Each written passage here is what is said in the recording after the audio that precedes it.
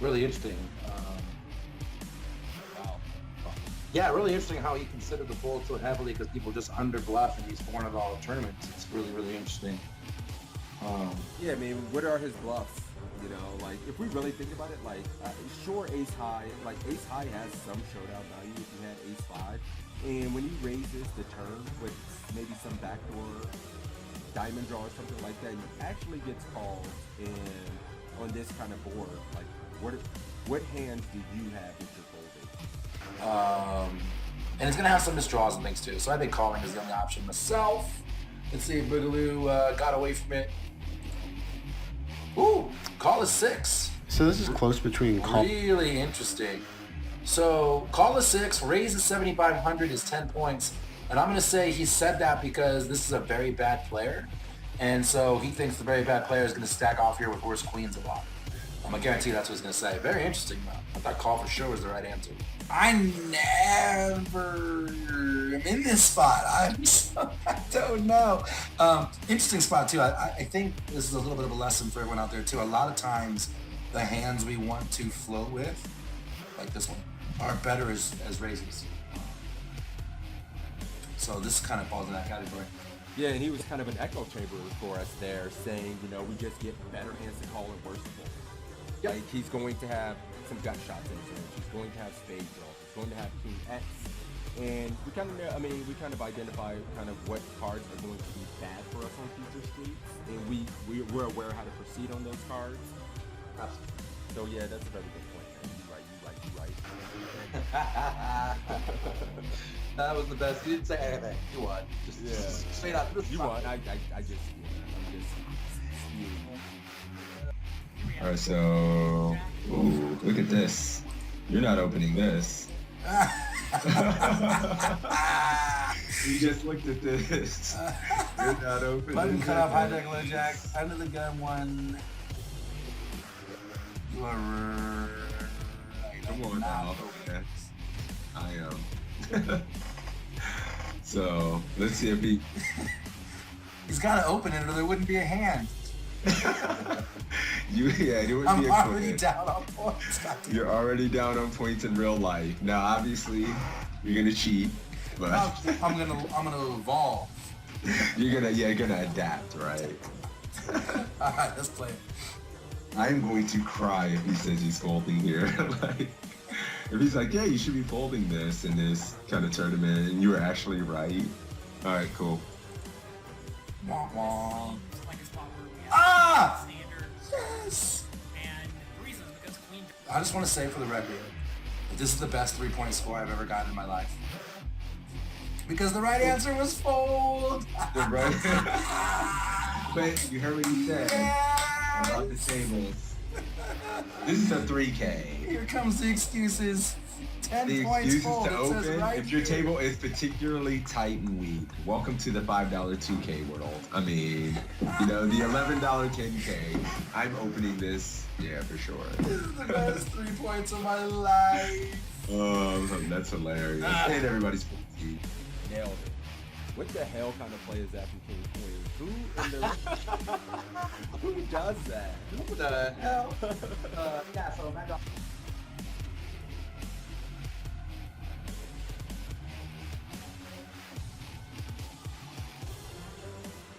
Jonathan Little's an absolute crusher, so it's nice to have him. Yeah, I agree, and I He's always just love coaching. playing right after sessions like this because I feel like my brain's warmed up. I'm thinking through things, and so it's a good way to start your session for sure.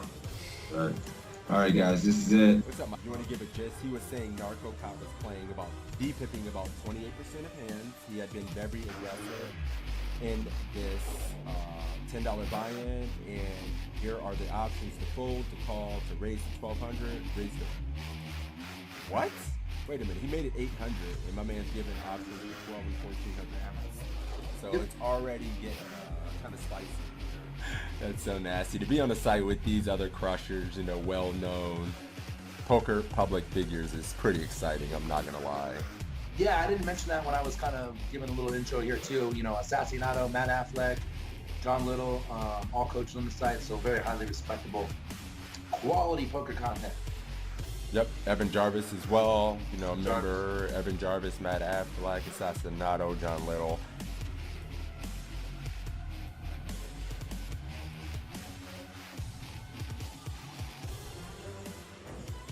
Yeah, so I guess that just makes sense. He could just have the ace of clubs in his hand. That's interesting, though. I How thought many that was points you got? interesting. You didn't do that bad. 45. I like how you just pat me on the back. You didn't do that bad. Well, yeah, good job, buddy. Like, The back. I remember I got the higher score in the first one. So, we're 1 for 1, buddy. I just want to know. Calling, guys. Let's see if we're good. Similar situation. That's pre-flop? I think pre. All right, guys, we're checking, I guess. Oh, for fuck's sake.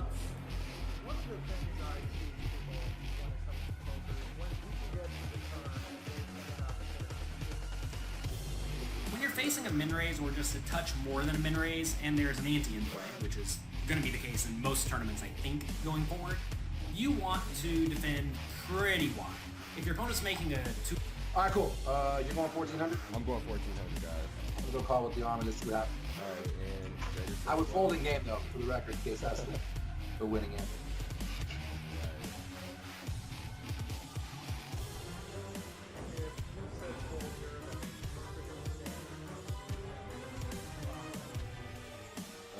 You won. You win. I have to concede. You win. 14K. 14K, let's do it. Let's do it. Well, no, we cannot win. This is a pretty rough spot because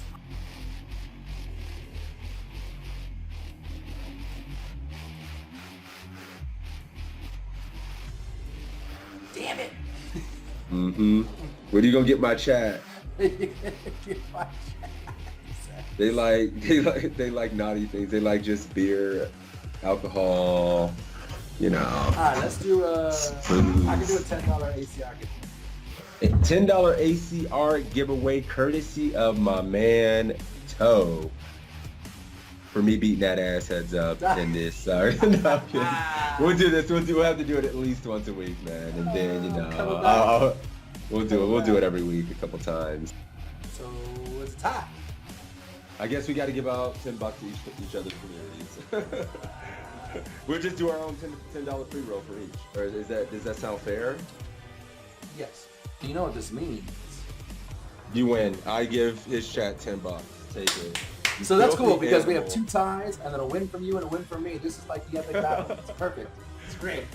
Yeah, we're even Stevens. This is awesome. Take it. I love it. You know, Stop. We got a giveaway going. Let's run the giveaway for the $10 ACR winner. Closing the giveaway. Drawing the winner. My man Sebs are getting the $10 ACR giveaway for this one.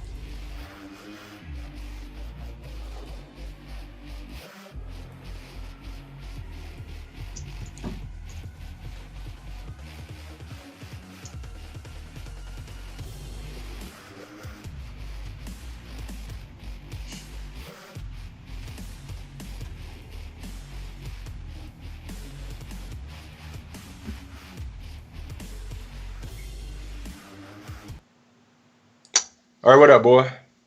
I would didn't know I wasn't muted before in the early group, but how's everyone doing You're not today? muted on Skype either, Sixes.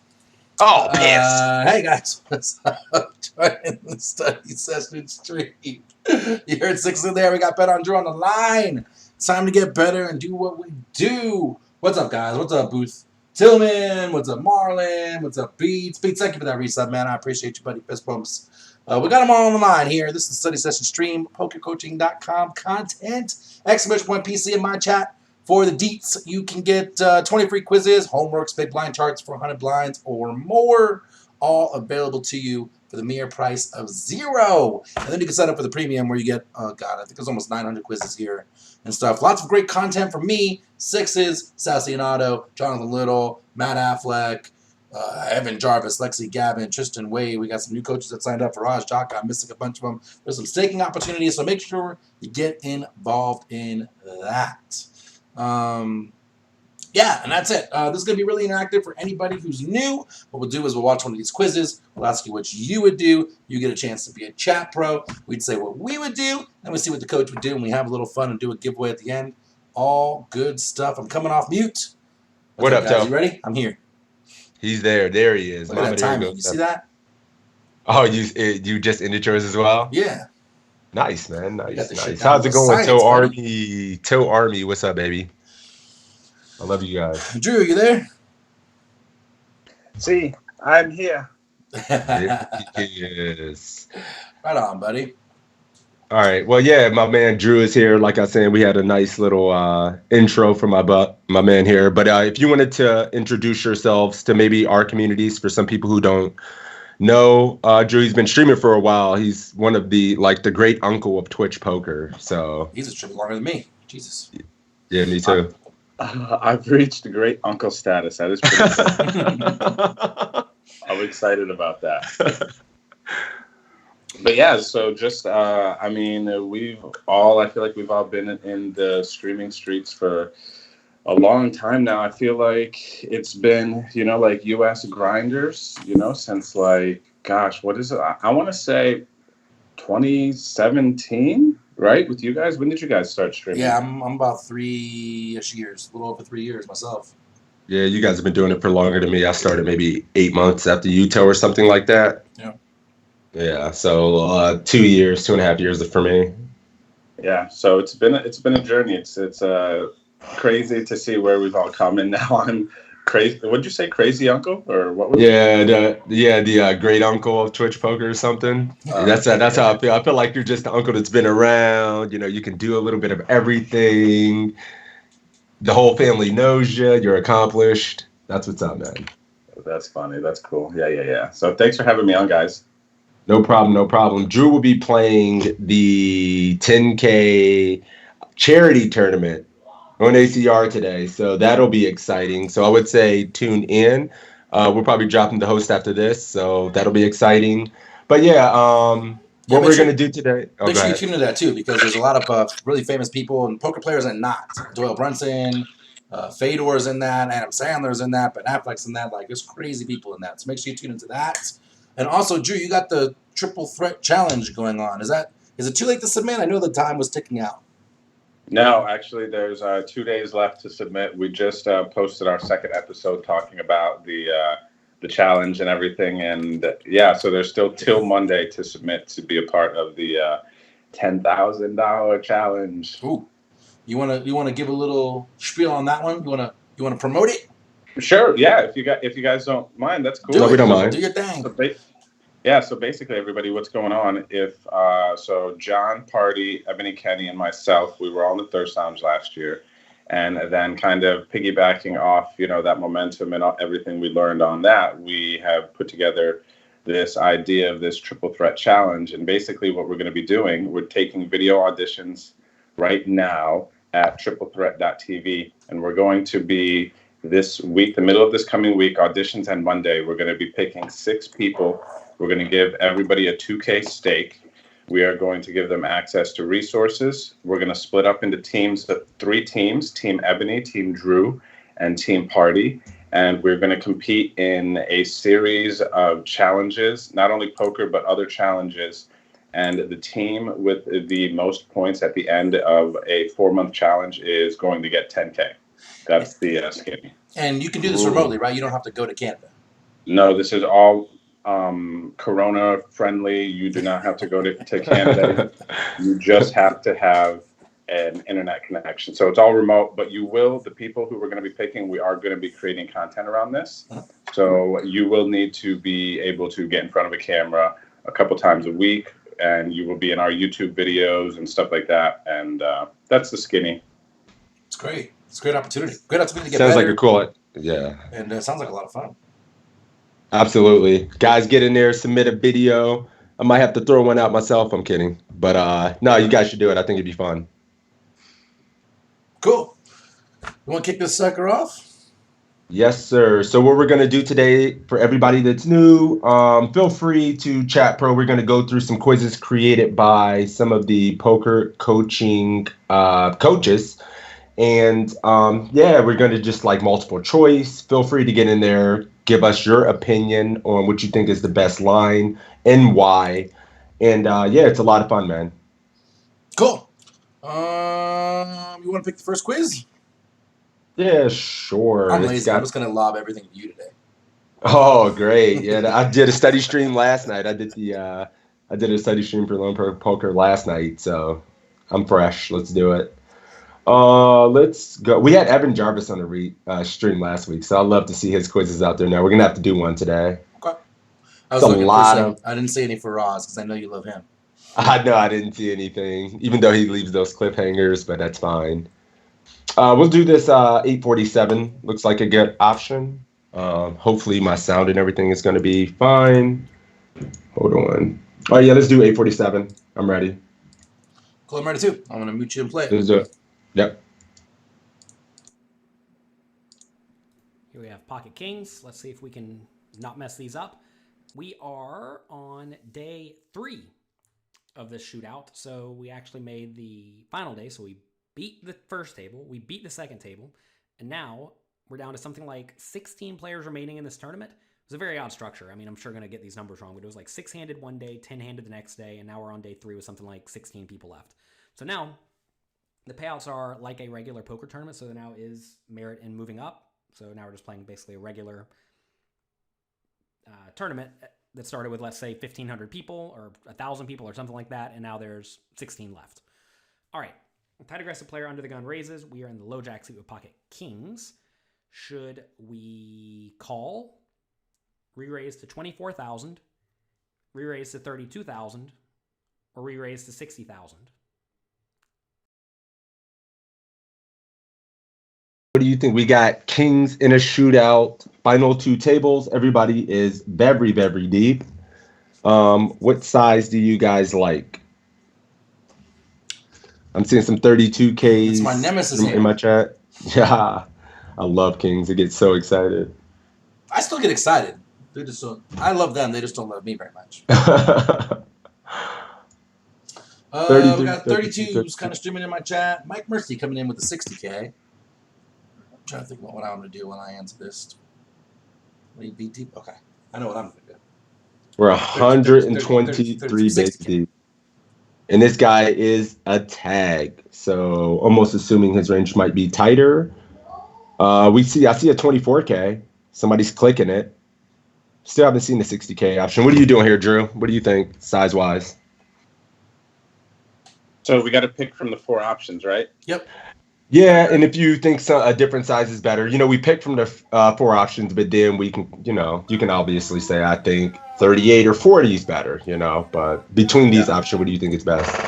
So between these options, I am 72, 123. I'm going to go with the probably 32.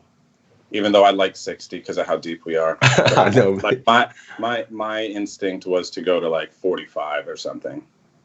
Yeah. So in between. I agree. I mean, I really kind of want to go like 60, being 100. We're like 72 bigs deep, effective. But it feels so big that we might have him start folding some hands. So I kind of like 32, even though it feels a hair small, given how deep we are. But I could see 60 being reasonable, honestly. Yeah, I'm the same. I think I go like 40 in game, probably. Something like that. I mean, this deep, I'm going like 48, So that's why it's like in between the 60 and the 32, because I'm going to go 48. Like, it's like literally right there, so. Affleck says, none of the above. Call. No, Matt, Where's you going the to go 40 to 24? 45, he says. Yeah, I know, right? This. Yeah, 48, 45, something like that I like better, but I guess 32. All right. I'm sure 32 is the answer, but I would go 60. That's how I feel as well a little bit, man.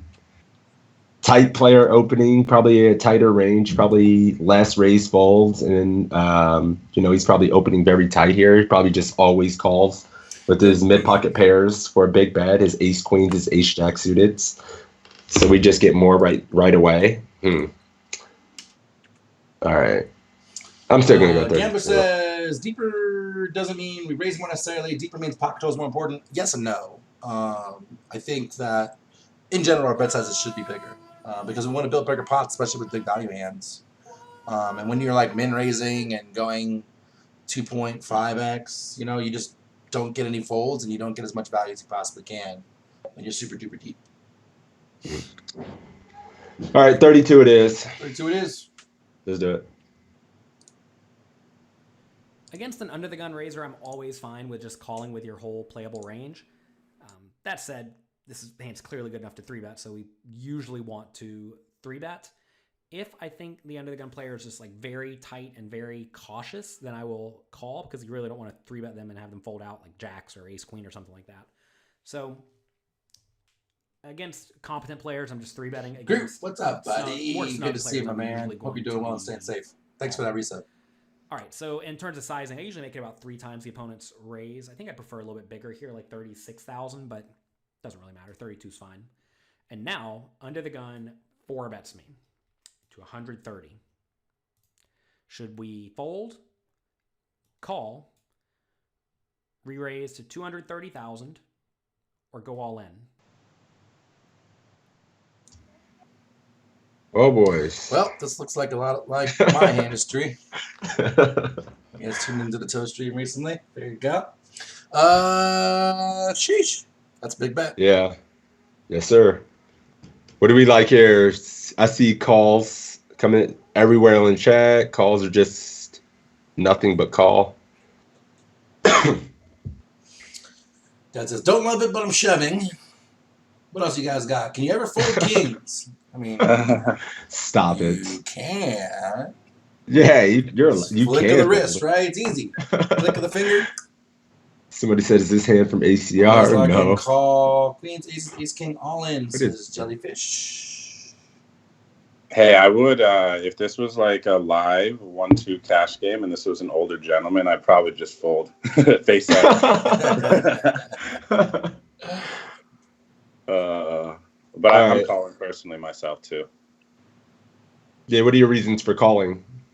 It's just their range is just so specific here and tight, and if they're just a tag, their 4-bet range is just too small. Like when we get it in, it's just like aces. I mean, if we want to play a 70 big blind pot versus ace king, that's best case scenario. But I think they're just flatting everything else, unless.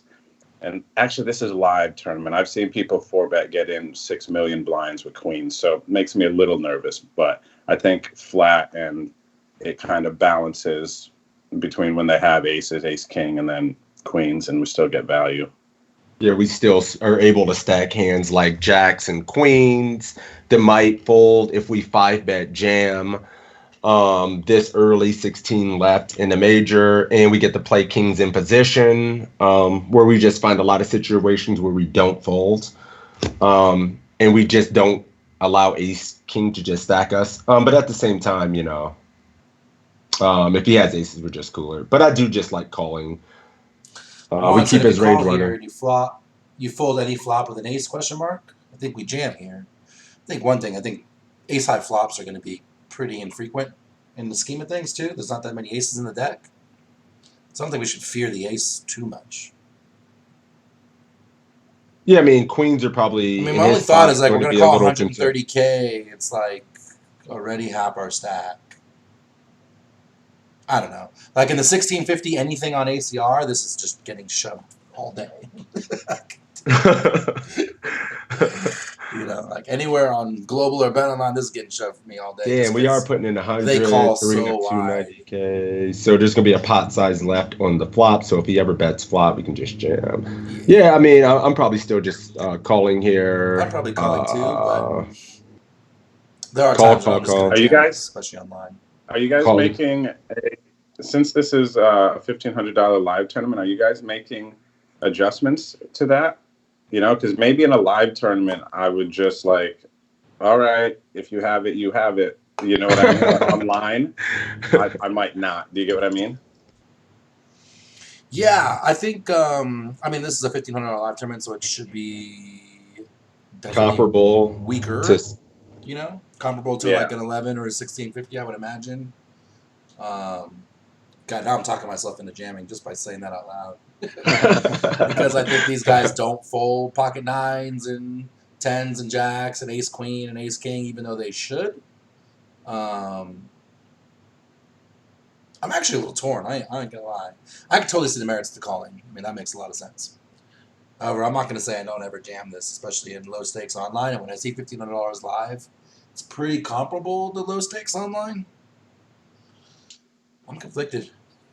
I mean, the only two hands we're really targeting that I think we can reasonably get called by. Maybe he calls with pocket jacks, like the worst part of his range, and then queens, of course, and ace king. Sure. Um, So in and an then effort to keep obviously his like just has eights and aces. nines in and get a C bet out of him, we call. I could definitely buy. Well, like I would just think he might have something like ace queen suited, ace king, queens, jacks. I don't even know if tens do this, but yeah. And he has us covered. Yeah, I'm just going to be calling here. SPR is going to be good enough to just rip on most flops, and we might get another bet out of him if he does just stab small with ace king or something like that, and he misses. I'm down. So yeah, I'm calling. Cool. Let's do it. All in. Punish the ace king queen. Someone says. It's just such a small part of the range, right? Yeah, I'm curious what Jonathan thinks in this spot. So yeah, let's do it. Well, at this point, we're either going to call or jam. I don't think there's any merit in making some tiny min click. I mean, your opponent would have to be absurd to put it in here with a bluff if you make it 230K out of our 400K starting stack. So should we jam or should we call? I think it depends a lot on the gun strategy. I definitely prefer calling in general because when you call, you force your opponent to stay in with their entire range, which is going to include some bluffs. And also, if the flop does come with an ace, we can perhaps call a flop bet and then fold on the turn, or maybe just fold immediately depending on how it goes down. And if it's a lower flop, well, we're usually happy enough, right? Basically, we're going to play very well after the flop. The problem with jamming is that we always get called by aces, and then we're not exactly sure about the worst hands. Queens may fold, ace king may fold, and that's always a disaster. Whereas if we call, we keep all of those in, and usually that's going to work out well enough. Sometimes it's not. Like, say our opponent does have, let's say, tens, and it comes ace, queen, 3, and he bets. Well, I'm just going to fold, and I'm going to be folding inappropriately, right? But that doesn't happen all that often. Sometimes if we jam, he could have tens, and he would have called it off. But if it comes king, queen, 3, he just check folds. So that happens sometimes too. But for the most part, I think calling is going to lead to way better results. Because it keeps the opponent in with whatever bluffs he has. And it also makes our range just look a little bit weaker, which is quite nice. Flop comes queen, jack, 3, all hearts, and the opponent jams. Full pot size, slightly over pot size shove. Should we fold or should we call?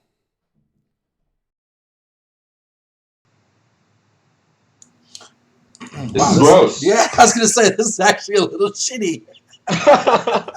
Because a lot of his range is queens, aces, ace king. Ace queen with a heart is an okay situation. He's got the ace of hearts, man. That sucks. So ace queen with the ace of hearts sucks. Woo. We have the king of hearts too, I know. 16 left in this tournament, 1,500. It's probably a lot. It's probably 6 figs up top. We need Assassinato's analysis. Was he like drinking a Red Bull? Did he sneer at the dealer? Oh shit! Are we ever folding? No. With the easy call, gotta call. Everybody should. I haven't seen one fold. Suited says fold, but I don't know if he's fucking with me. Who says machine gun? Suited. No, machine gun's not folding. He was all in. I was about to say. Okay, yeah. I thought you said he's folding. I'm like, no. Well, boys, I don't know. What are you thinking here, Drew? I am. I'm probably going to laugh out loud if this is a live tournament, okay. and then just stick my chips in the middle and close my eyes. Yeah. Please have ace queen. Please have ace queen. I'm just going to bury my head so I don't have to see the run out or his hand and either get pushed to pot and walk out or not and walk out of the room. Yeah. Well, boys, I think we got a call here, man. Are we in the money? Yes. It's the final 2 tables of a shootout. He won his first 2 tables. He had to win 4 tables to win the tournament. If he has queen, at least the hearts are live. Problem is with the queen on board, more likely he has aces. He can have aces without the heart as well, so yeah. I don't think it's queens or aces. Why would he jam? That's a good question. I mean, if he had a set of queens, would he just jam or would he bet a different side? It's a very good question. Yeah, it's hard to say, right? I mean, it is a pot-sized jam. It's not. Ace King with the Ace of Hearts feels likely, or something like that. Yeah, I mean, Ace King with the King, Ace of Hearts. Yeah, let's just snap, call it off, and shrug, and be done. All right, let's do it. Yep. This is a very easy call. We're literally never folding here. Obviously, the queen's not great because now we lose to aces and queens. But notice we also beat ace king with or without a heart for the ace. Against pocket aces, no heart, we have a draw, which is fine. You know, we're going to get there 38-ish% of the time. So if we are against pocket aces, we're getting the right pot odds. So obviously, the only time this is terrible is when our opponent does happen to have like ace 5 of hearts. You know, that happens sometimes. Or when the opponent has pocket aces with the ace of hearts. But that is going to be rarely the case, especially given we just called the 4-bet and we kept our opponent's range as wide as we possibly could. So we have a very, very easy call here. Every once in a while we're crushed, but usually we're fine. So we do call it off, and this time the opponent's drawing almost dead. That's good. Usually when the opponent jams here, you're going to be thinking that he has ace of hearts a lot, like ace of hearts king. So you do have to fade some outs, but hey, guess this happens every once in a while. I actually think the opponent would have been much better off by checking to allow me to bluff, because whenever he jams here, I'm going to fold out my ace king offsuits, and I'm going to fold out like pocket 10s, 9s, 8s if I have it, especially without a heart. So I think he would have been better off checking to keep my range wide, and then he could check and then call it off. So my opponent's always losing his money here after he 4-bets pre-flop, but he could have done it in a manner that keeps my range wider, which would have allowed him to get it all in better on average. Notice here, I think the opponent just drastically overplayed his hand pre-flop, on the flop, etc. And this is what a lot of people do wrong. They see a hand like this, they think it's the effective nuts, and they just blast it. But this is a very big mistake. This guy should have raised pre-flop, called my 3-bet, check called flop, check called turn, probably check called river, and he would have ended up losing, well, maybe his whole stack, but at least then he would have, again, kept me in with lots of bluffs. As played, he forced me to have something good to the point that when he does get called, he's going to be in pretty bad shape.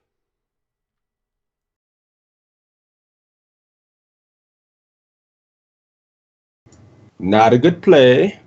You'll never get this. You'll never get this. Yeah, I mean, confirmed it's funny. Someone in my player. chat said that this is one of those players that says they hate jacks, but drastically overplayed jacks. Yeah, super overplayed. Just a crazy punt. And boys, that's a $1,500 live tournament. That's a $1,500 live Had we tournament. gone all in pre-flop, this is the kind of guy that's going to call too, I think. Yeah, he's telling his friends how he runs bad with jacks after the fact, you know. So I mean, I even hate the jam on the flop. I mean, the 4-bet I think is a common mistake, even though, and it's definitely a mistake in my opinion. But the jam on the flop is yikes. It's the pits. Yeah. You just want to This get is called by definitely a hearts live and queens. play. Or better. Mm. Interesting. All right. That was an easy You one. want to pick? Shit. Yeah, that was an easy ass one. I like it.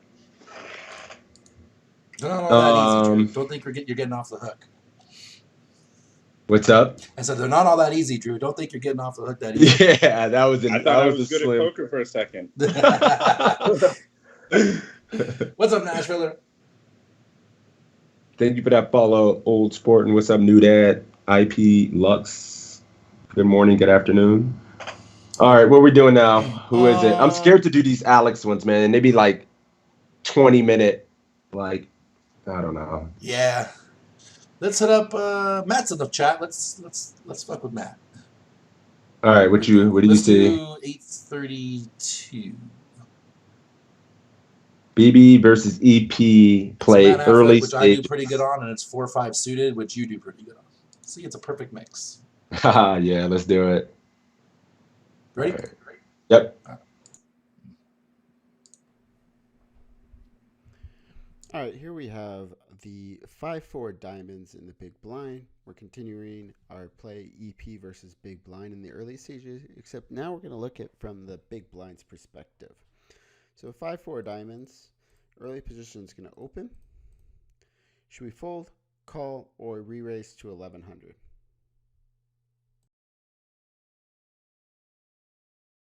All right. What are we doing here, boys? Anybody getting nasty and re-raising? What y'all doing? What y'all doing? I'm assuming- Radad's calling. I'm assuming it's going to be a call fiesta, but we'll see. Mucker's calling. They're starting to stream in the chat here. defending. We are at a position anyone of. Hey, what's up, Mary? Good to see you, man. He's calling too. Ginger's calling. Jellyfish is calling. Everybody's calling, right? We're just calling. Drew, what are you doing? You calling? Everyone's calling. Who's not calling? If I'm playing a bunch of tables, I'm calling, but I like the idea of a 3-bet here too. Ooh. This is where you go to your head stats, because I know you're a big head guy, and figure it out. Yeah, for sure. I'm imagining that this is potentially part of a theoretic balanced 3-bet here in this spot as well. Depending, especially considering too that they're like a good reg. Like I have a decent amount of hands that I would 3-bet here because a lot of good regs I feel like to open in early position. This is online. Is this one an online or a live tournament? Do we know that? No, I think this is a situation that Matt made up. He did a bunch that he made up that were common situations that are tricky. I think this is in that batch. He's in the chat. He might be able to answer. I'm assuming it's a frequency where it is mostly call, but sometimes re-raise.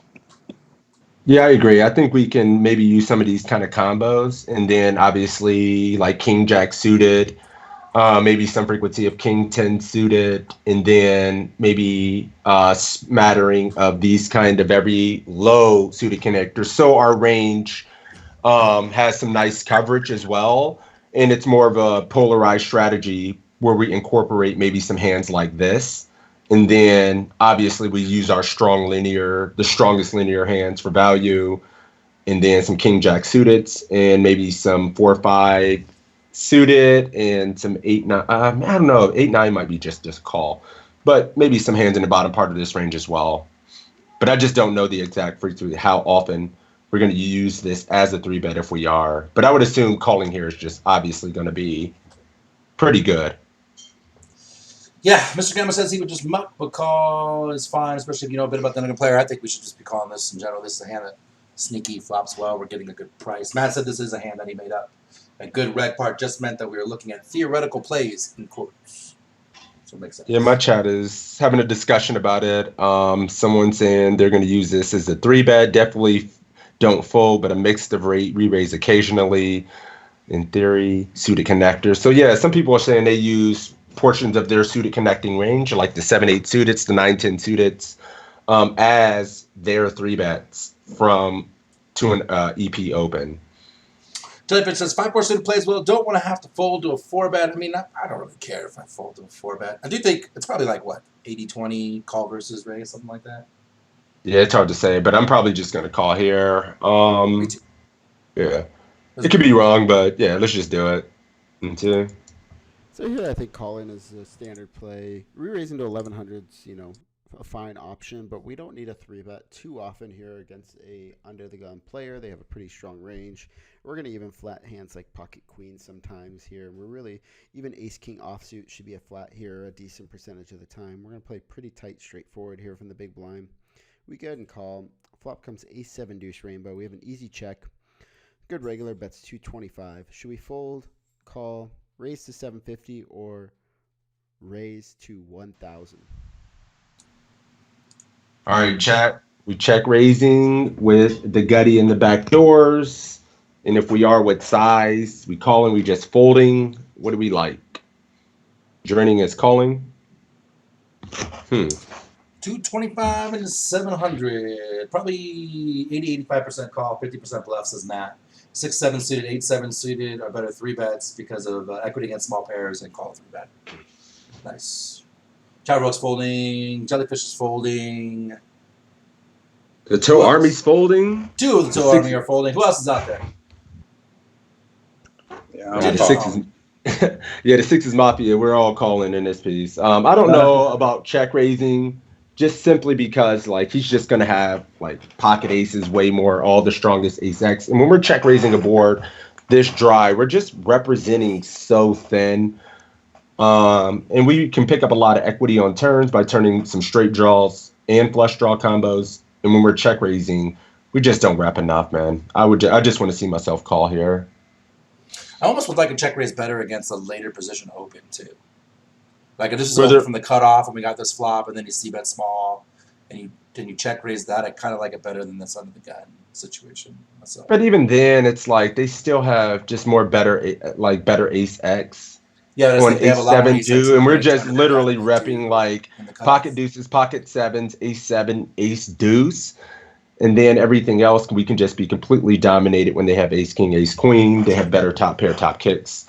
I'm probably just going to advocate on a run out like this for a call a lot for me, but Even from a when he gives us this, yep. Okay. I mean, I'm definitely calling this. We're just getting the odds to call on the gutter. I mean, especially for this size, like when we're check raised, we're just representing like nothing, not much. No, I mean, Matt says boot everyone who said fold. yeah, Banned. permaban, ban anybody who said. All right, let's snap call this. All right, cool. Ooh, I think this he likes the here is about raise. as clear as a check raise as you can get. A good regular here on the ace 7 deuce rainbow is just going to be range betting. So he has so many hands like jack 10 suited, queen jack, king queen, queen jack, pocket 8s, 9s, even pocket 6s. He has a lot of hands that miss this board.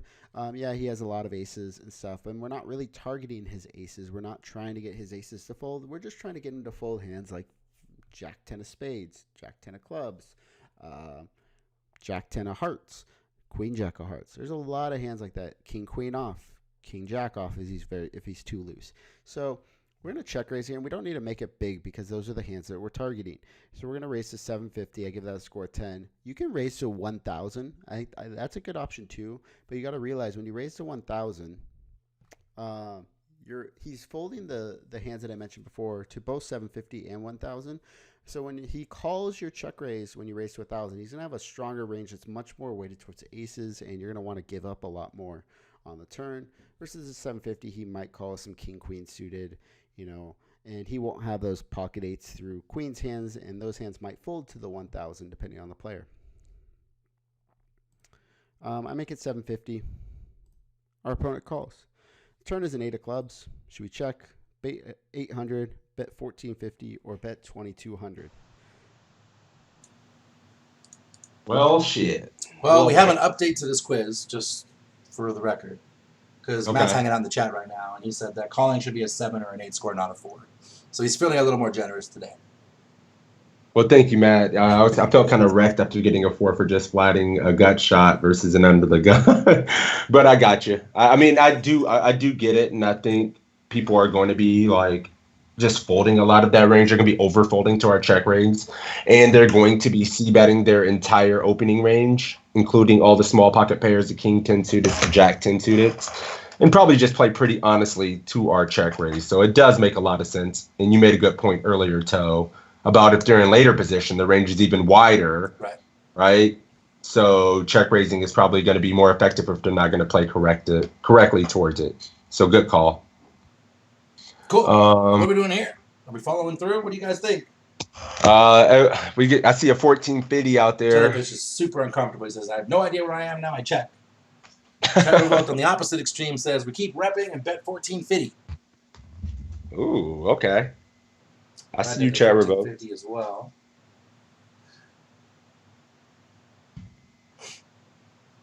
Yeah. What do you think of here, Drew? I think I'm shutting down mostly on this turn. Yeah.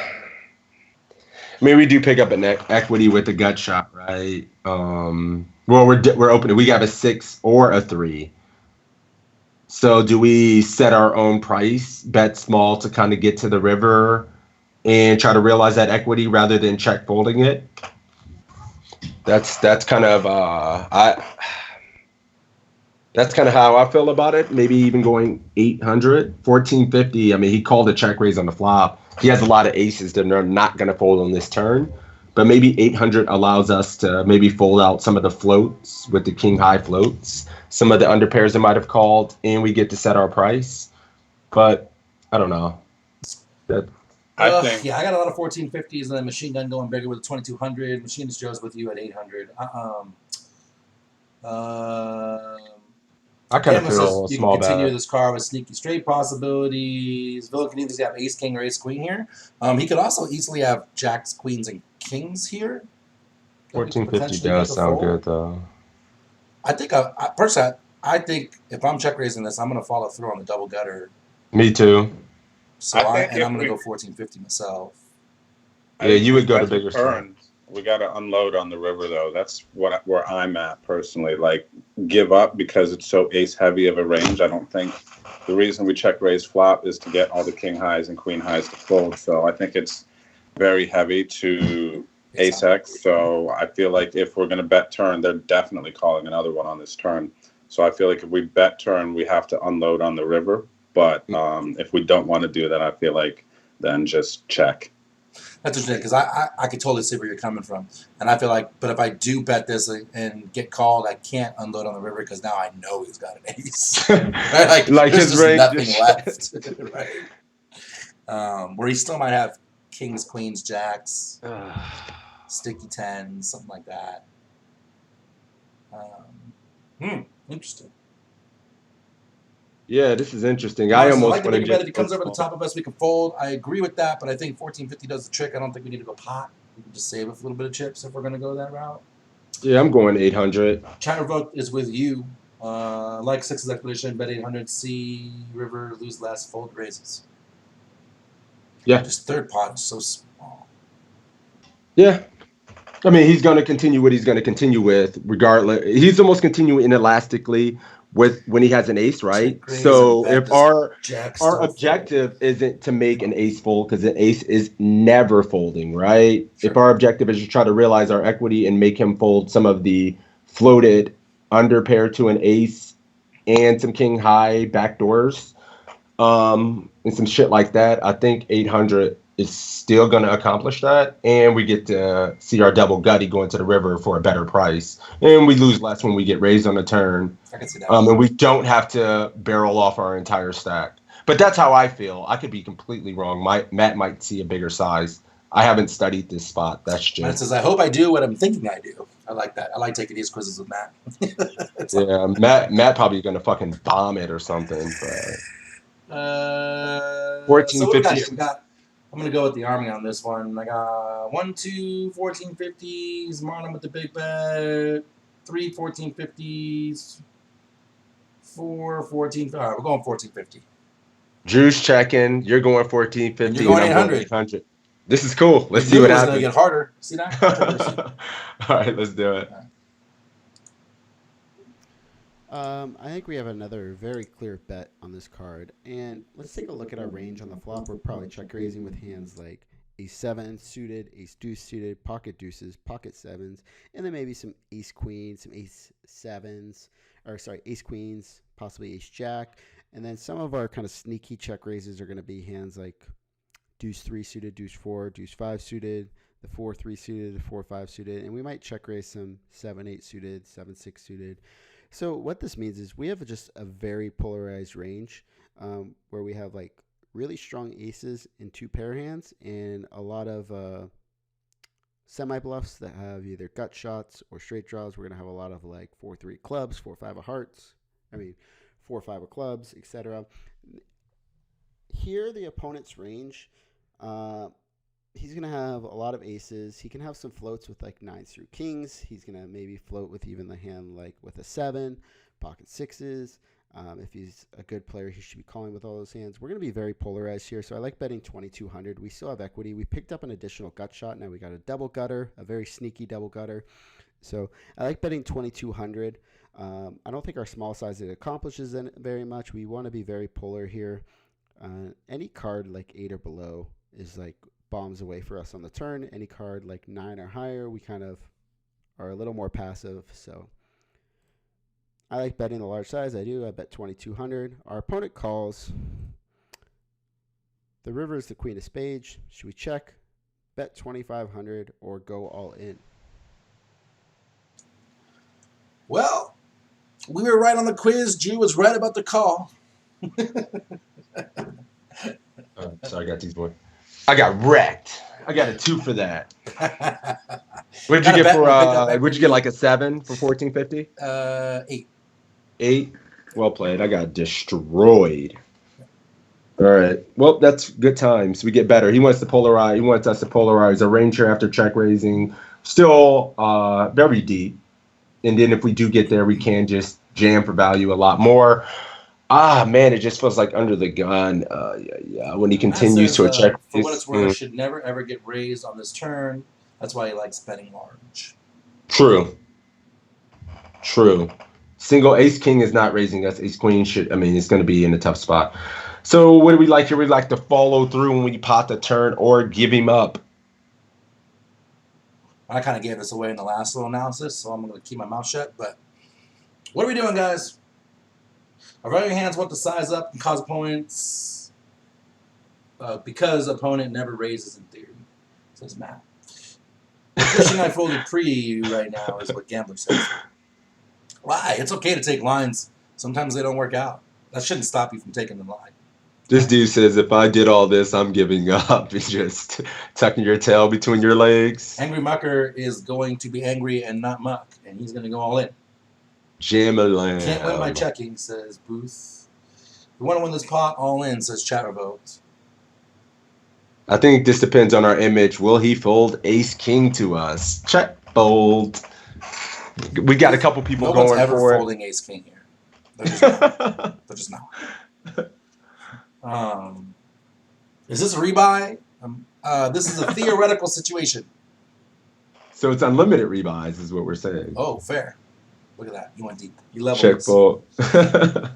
Feels like I'm supposed to be jamming here with all of our hands. I am just folding, like I said. Like, we already check raise pre, bet the flop, or check raise the flop, bet pot on the turn, and still got called. Like, this guy's just got all ace hands. And he's under unless the he's gun. got something like Jack 10 of clubs, King 10 of clubs. I mean, something he like has that, pocket like, seven. Pocket Yeah, we ace. just got. Everyone's saying only way to win is to jam. I just think we just jam and still don't win. Is what I think. People are just like, now everybody's just rebuying, like, fuck it, just jamming. But I'm just giving up. Drew gave up on the turn, so I'm assuming he's giving up now once he got called again when we potted. Is that fair to say? No, I was checking turn or unloading the clip. So. Oh, you're jamming here. So Drew is jamming here after As played. As played. I mean, yeah, after he bets the turn, he's just jamming river. All right. Let's go with the Drew. Whoa. Let's go with the Drew. I've already got. You're hedging your bets because you got tanked on the 2. I did. I can't lose now. And now you got me leveled. I'm like, oh shit! Now we got to play the quiz leveling game. I'm not sure what I'm going to do now. I've already lost. This one's. I got a 2 and a 4. So. YOLO. All right, I'm checking. All right, let's do it. We're jamming. So now we arrived to the river here. Let's take a look at our range. We still have all our ace sevens, ace deuces, pocket sevens, pocket deuces, so ace jack, maybe ace queen. And so we have a lot of strong hands. And then our bluffs were like some of the, wheel cards like 5-4 suited, 4-3 suited, 5-3 suited. We check raise some of the deuce 4, deuce 5, maybe some 7-6s for protection. And so we need to decide, is this a hand? We have plenty of value hands. Do we want to bluff with the 5-4 suited? And I think one good thing we have going for us is we don't have a club in our hands. So our opponent could have a hand like king jack of clubs possibly, or king queen of clubs that we could get him to fold on the river. But he's called too large, a check raise and a large bet. So he's pretty centralized around like strong ace-x hands. He could still have a hand like pocket sevens, pocket aces, ace king, ace queen, maybe ace jack. And so I think when we shove here, we want to have a deuce, a 7, or possibly like a queen in our hand, because those hands block his strongest value hands. And they're also cards that we would have in our value range. So I think a hand like deuce 3. Actually, the best hand probably to bluff with here would be like if we check raise 7-6 suited with the backdoor flush draw, because then we block him from having ace 7 suited, and also we block him from having pocket sevens, which he could definitely play this way. Same thing if we have like deuce 3 suited here that we check raise. We block him from having ace deuce suited, or if we check raise say like a queen jack of clubs or a queen Jack of Diamonds, that would be a better hand to bluff with too, although it might have too much showdown value. But at least then we block him from having a hand like Ace Queen, which would be a very common hand that he would call us with. So I think we have better hands to call with. And the Queen is just a good card for his range. He's going to have a lot of Ace Queens. We have Ace Queen too, but I think this one we might want to give up. I do. And I don't hate a shove because people overfold. So I don't hate the shove here because people just they just fold ace jack here all the time. And they don't really see people bluff here, and it's hard to find enough bluff. That's why you need to be check raising some of this 7-6 suited, 7-5 suited, deuce 3, deuce 4, deuce 5, these low card hands. Those hands make for some really good check raise bluffs that you can start to shove on these rivers. It's a hypothetical situation, so obviously we don't get to see whatever hand he just made up for the opponent. How much was the all-in score? Because he said that was a decent option. 5. Okay. I have a 21 out of a 40, so yeah, I need to get back. Well, you get some bonus points because that 4 was bumped up to a 7 with Matt in game today. All right, thanks, Matt. So it looks like Drew's got to bounce. He's got the charity tournament. Drew, you still out there? Yep, I'm still here. So just want to kind of wrap this up cleanly. He's got to play his charity tournament right now on ACR. If you guys didn't hear, they're playing for charity. It's a $10,000 buy-in. There are some amazing people in that. Fedor's in that. Texas Dolly's in that. And a bunch of hosts of famous people. Sarah Silverman, not Matt Affleck, Ben Affleck, and a bunch of other people. So make sure you tune into that. He's going to be streaming that as well. And thanks for hanging out, buddy. Anything you want to throw out before you have to go? Yeah, no, I appreciate you guys. This was definitely fun. Look forward to checking out more of it. I appreciate you guys having me on. And good luck on the rest of it. And I will see you guys on the streets. Cool. I record all these and put them on my YouTube channel. I'll have all the links so you can find Drew and the Triple Threat Challenge. Don't forget to sign up for that, guys. You have a couple days to submit your videos. I appreciate you, my man. Thanks for hanging out, buddy. Thanks, guys. I'll catch up with you later. Hey, take care, man. Thanks for hanging out. Appreciate you. All right, see ya. See you, bud.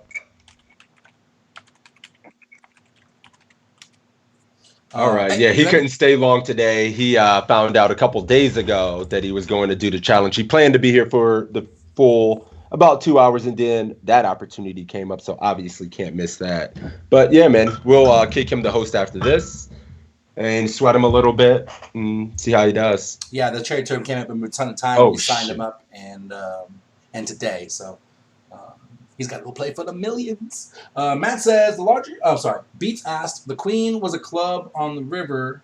Does that change our decision? And Matt Affleck responded, the larger you bet on the turn, the tighter the calling range of the opponent, the more we should give up on river. Smaller we bet on the turn, the wider the opponent's range, and the more we should blast away. 7-6, best bluff by far. Yeah, so like we were saying before, when we bet pot on the turn, we narrowed him down to pretty much a fucking ace. Right? Maybe, like he said, the King Jack of clubs or something like that, King 10 of clubs, in which case if the club comes on the river, that's a bad card for us, right? Because I can't think of anything else that he'd be continuing with for pot on the turn. Sound good? Yep.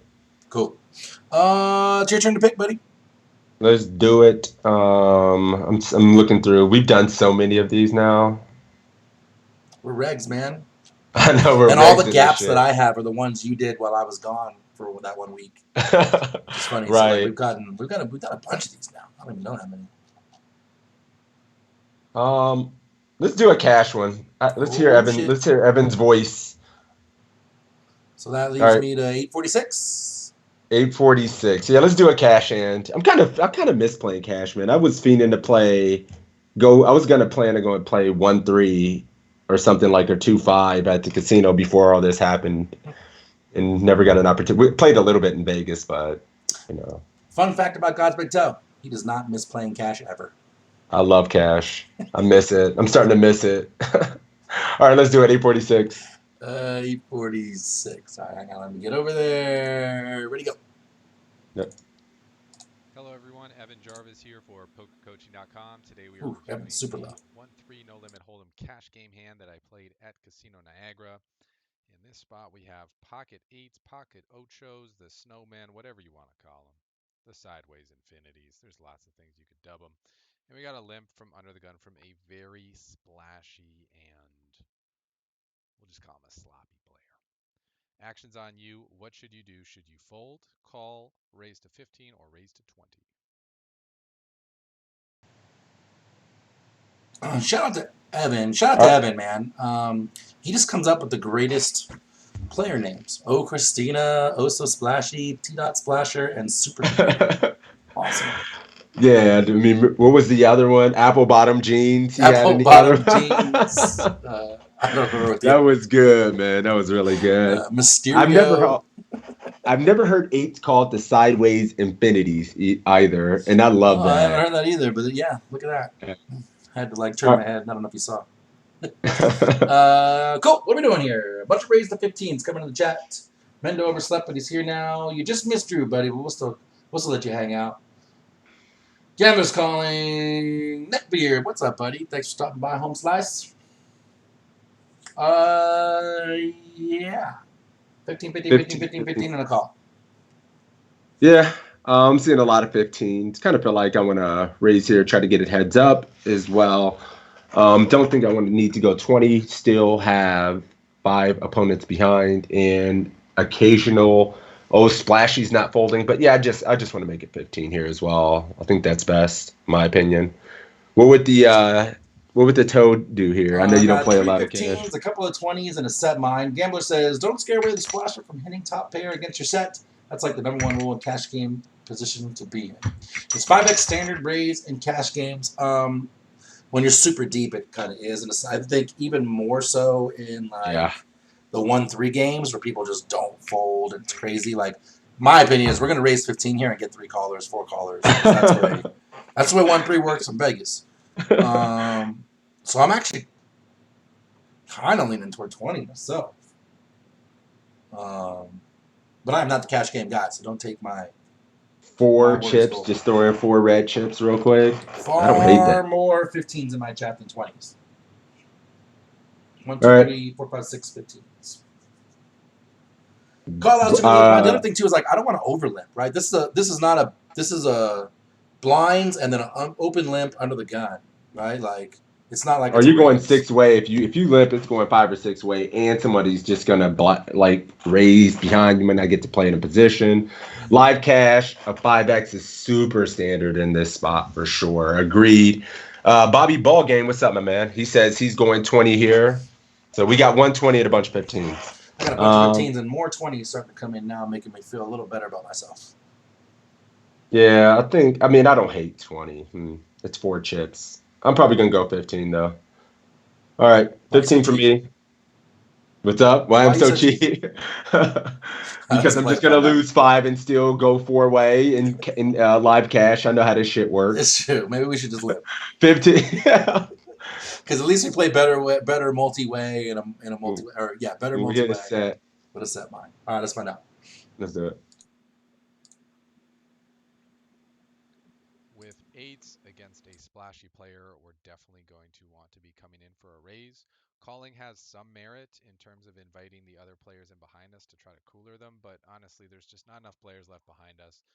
We want to give ourselves the best chance of getting the pot heads up, and 8s are a very strong hand that we want to take control of the pot with, almost certainly.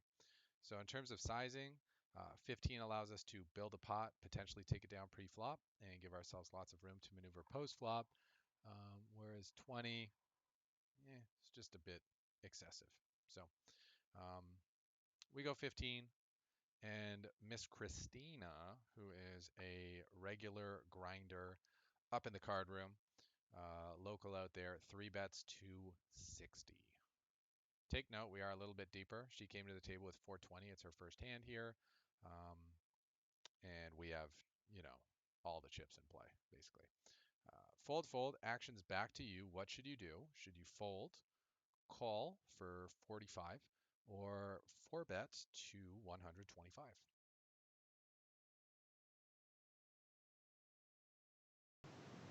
Call.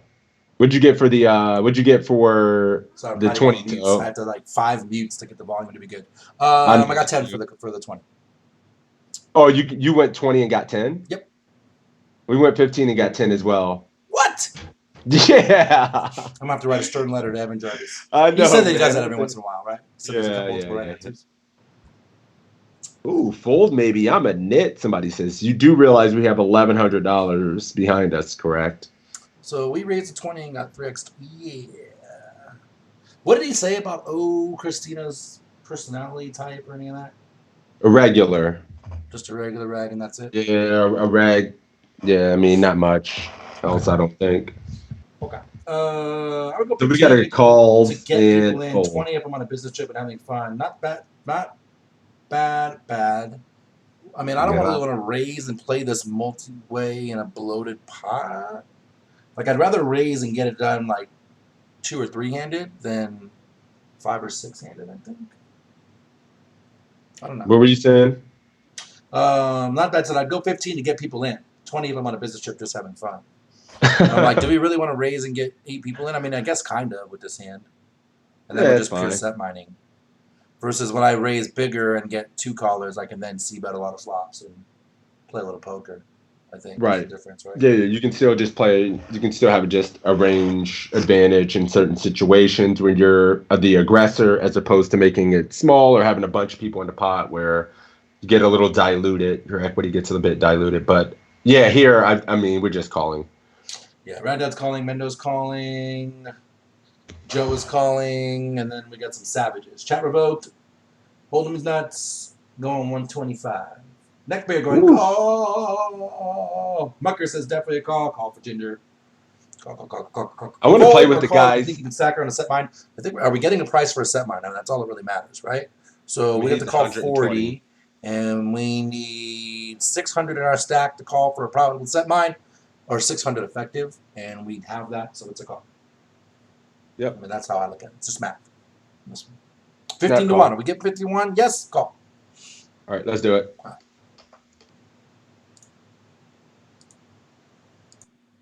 Now, if we had more balls than brains and we were going on the mega macho testosterone thing, I'm not going to get pushed around by a woman at the poker table kind of thing.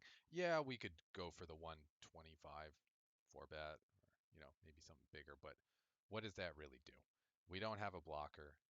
We don't have a great hand for 4-betting. It just makes us look silly, is what it does. And speaking of looking silly, folding also makes us look kind of silly. 45 to go. We're getting almost 10 to 1 implieds in this spot with the 360 behind, the 60 already out there, and our 15. And we have position for the rest of the hand.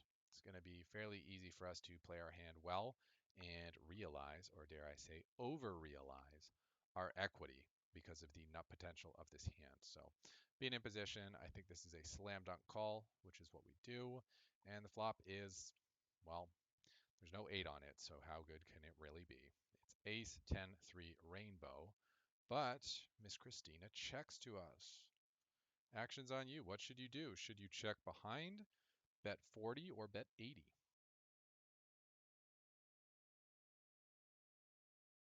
Check. We are BQ. You just checking here? So much volume. I know so many clicks for me as well. I got to click Well, like not 3 that, but I things. got to blast my speakers all the way up because it's really low for me, too. And then I got to turn my speakers all the way down and then unmute you, and then it's like a bunch of buttons going on. Yeah. All right. So what were you saying? I missed it. What happened? No. He was saying here, like during the whole hand, you didn't hear what he said. I didn't I say heard what anything. I heard what he said. Oh, okay. It was hilarious. He said, "I'm not gonna get pushed around by no Yeah, he woman said, at the I'm poker not gonna get pushed around by a girl. I can't believe you put that out there. I don't know, man. I've been hanging out with Ginger a long time. She is definitely a girl and definitely scary. Yeah, I've been pushed around by Ginger at the poker table, so hell. Uh-oh.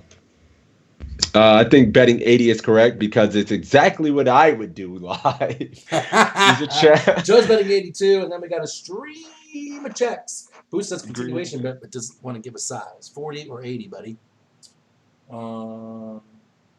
Same here, unless I have to turn all the way up. Yeah, some of them are. We have some ideas on how to fix that, and I actually tried to get it done this morning. I couldn't get it to work, so we actually have some things in the works here.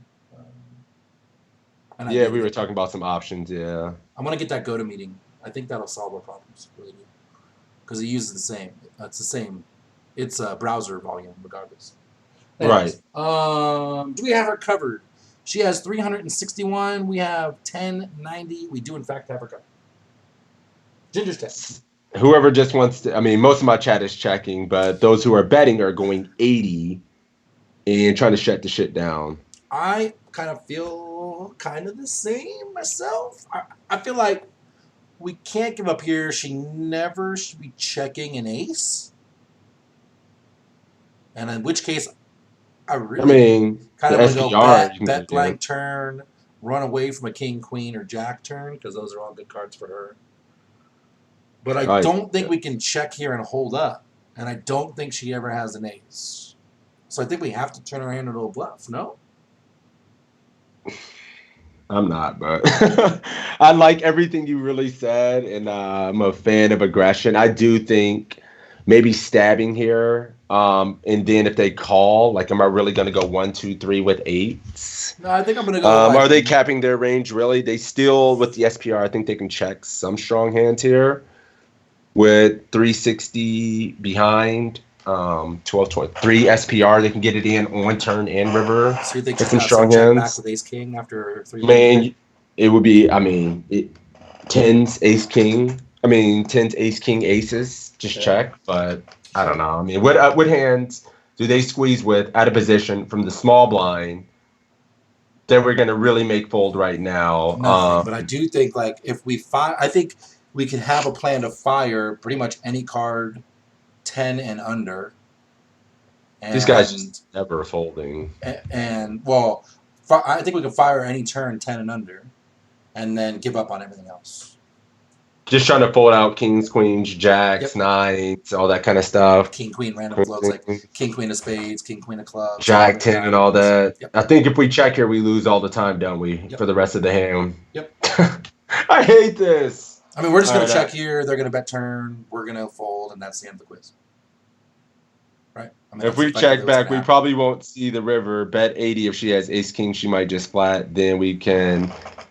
So yeah, I mean, if we bet here, we just have to barrel. It's kind of what we're getting at. And except I don't think we should barrel a king, a queen, or a jack because I think those are great cards for her. Absolutely, that's all the 2 pairs of straights get there at that point. Yeah, I mean, in sets and things like that. Yeah. I'm not bluffing check 1-3 players ever fold after being the pre-flop.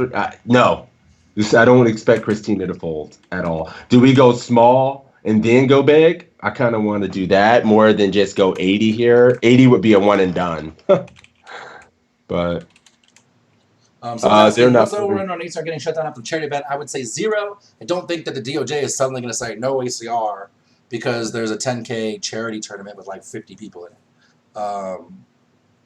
It's not like the DOJ doesn't know ACR exists. Don't think they're not watching. Big Brother is always watching. Small bet on the flop for value bomb turn. I think we have to shove turn, right? There's going to be 160 plus 120. We have 1090 in our stack. You're looking at but look at I'm looking at the small blind stack. They have 361. So I would bet if I bet 80, callers 260. So I guess I gotta bet 40. I guess I gotta bet 40 with the plan on betting turns, right? I guess that's. And then you can give up. Then I mean, if we go 80, the SPR is just going to be. Agreed. Good catch. Yeah. All right, 40 it is for me. Oh, we talked about it. I got talked into it because I think I lose this hand 100% of the time when we check and we're capped. And we're targeting air and shit that we can get the fold on turn. Correct. Okay, here we go. Oh, piss! Oh, piss. To answer this question, we really need to think about what her range for 3-betting and checking this flop looks like. Is she going to check with a pair of aces? Maybe. Is she going to check with a pair of kings, queens, jacks? Almost certainly. Is she going to check with a hand like king high or queen high that has a gut shot? Probably not. Is she going to check with a 10? What 10 does she have? So we're looking at most likely a pair between jacks and kings, and possibly a pair of aces that's going for the pot control line. So for that reason, with her range being fairly strong, I don't think it makes sense for us to start going Donkey Kong and throwing barrels at this thing just yet. But if we were going to bet on the small side, is probably preferred over a bet on the big side. But there's no need for us to go for that yet. We can get more information from her hand as the hand progresses. So we begin with a check as well. Turn is a 6 of diamonds, and now she checks again. So what should you do? Should you check behind? Should you bet 60 or should you bet 120?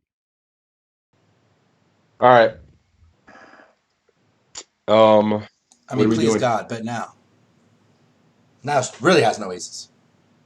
I know what the toe is always going bet. I mean, I did this to set up the 120 on the turn and then give up. But I love how, and we've seen this. I know the last quiz it happened too, where like we talk it out, and there was three of us before, and there was a moment where all three of us had different lines, and I then we love watched that. the analysis, and the coach actually talks about all three lines. In this case, talk about both the merits of the way you wanted to go with the check and my convincing you of the bet, and the range he gave was the same, right? So it's good that the thought process is there. Right? Right. Yeah, there's certainly merits to all these options.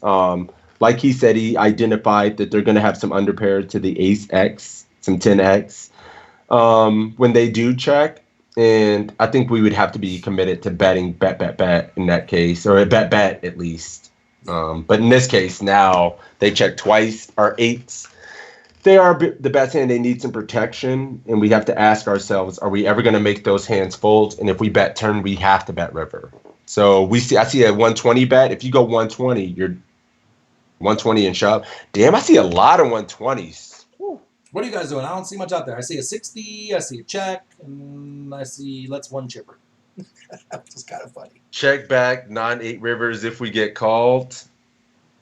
So we're practically going one and done if we go 120. Right. I think as played here, I'm going to go 60 and then go big again on the river. The problem is when we check flop, we are capped a lot. And so now I don't like that I'm going to go bet turn, bet river, and try and get jacks to fold. Like now it's really hard to get jacks to fold. Yeah, man, I'm seeing a mix between everybody. I haven't seen 160. It's all 120s or checks. I have 160. I have 160 and one check. You know, they Well, we say got it. bigger is better, says Marlon. No, sometimes they say it's about the motion, right? Size doesn't matter. Uh, Player dependent on checking turn, live reads coming into play. this is a one and done in any amount. I disagree. I think if we go 60, we should be firing a lot of rivers, trying to get any random floats to fold. I don't know that we have showdown value. Damn, boy, we go one. He's gonna have a I have 120 puts one 360 in the person pot, and he has calling, 240 which I behind. assume means check, jet revoked, and check call, he says. And then Booth Tillman is open mucking. Yeah, I'm gonna do the smart thing here and not turn my showdown value hand into a bluff. I think we have better bluff candidates that might get to this spot. We have showdown value. I mean, I kind think of we need agree. protection, do we not? I feel like we do as well. When I talked So you into just this 60 for five, so protection. and that I'm not the. I mean, I just feel Somebody in my chat said you were quiz mining me at this point since you have a lead. You're just quiz mining. that's You're just funny. trying to get it. Get me in a live cash game ASAP. We're winning today, Army. We're winning today. We're pulling out all the tricks. Meh, meh. All right, let me check this spot here, guys, and then we'll see I what's don't know what I'm up. doing. There, let me pick a rando. Give me a sec. Oh, just go. You can see you Pete crawling stands on the up, floor. splash the pot, 120, and throws a shoe. We'll be able to. How do I see my viewers? I used to be able to do that. All right, let's I was check. going to go with a random viewer, but I can't see a random viewer. So, did Rad Dad answer? Rad Dad, what are you going to do? Putting on jacks of queens, gambler. But I was kind of doing the same. That's why I was going bet.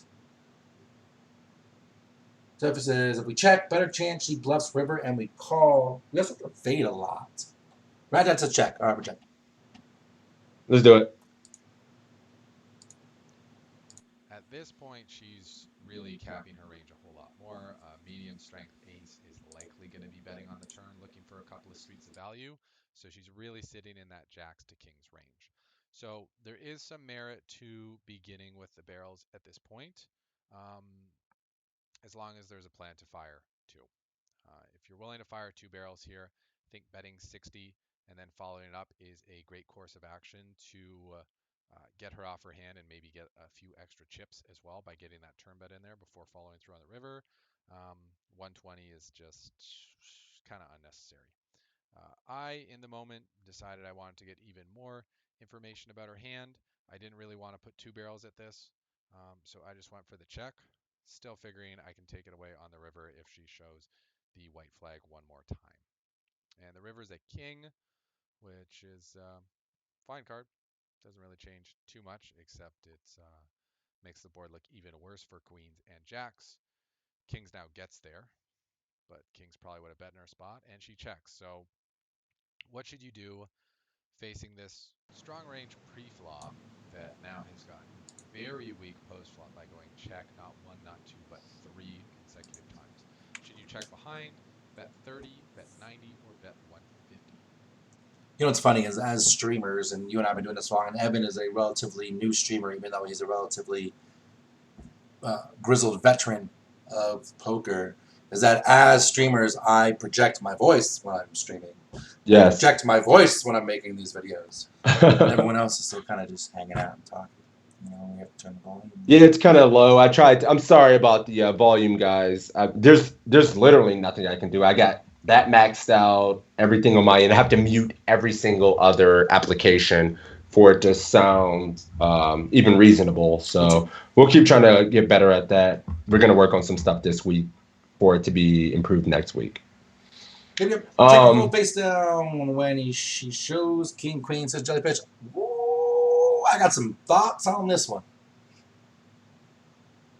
I like also how he said, like you were talking about checking, which was 10 points. I'm curious to see what the 60 was, because he even said if you're going to bet here, betting 60 to go bet big on the river is a decent strategy as well. So again, like both lines covered in the analysis, which was cool.